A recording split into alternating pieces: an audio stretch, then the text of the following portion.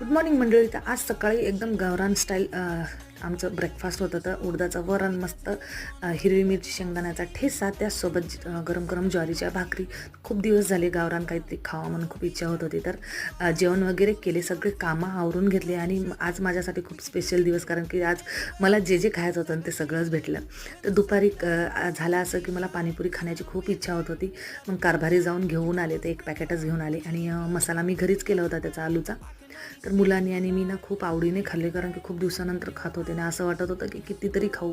आणि म्हणजे पोट तर भरलं होतं पण मन काय भरेना असं झालं. तर इथं बघू शकता एवढा सगळा पसारा. त्यानंतर पहिल्यांदा मामांनी पण टेस्ट केली पाणीपुरी, त्यांना पण खूप जास्त आवडली. तर आज आम्ही एवढी छान पाणीपुरी पार्टी केली ना, की असा दिवस माझ्यासाठी रोज रोज येत नाही. मी काय रोज बाहेर जाऊन खात नाही, कधीतरी एखाद्या वेळेस. आणि सगळी कामं आवरली मग मी आराम करत होते आणि इकडं लेकरांचा आपलाच पसारा. आता हा अभ्यास करत होता आणि त्याला काय वैशू अभ्यास करत देत नव्हते. चला मग भेटूयात नेक्स्ट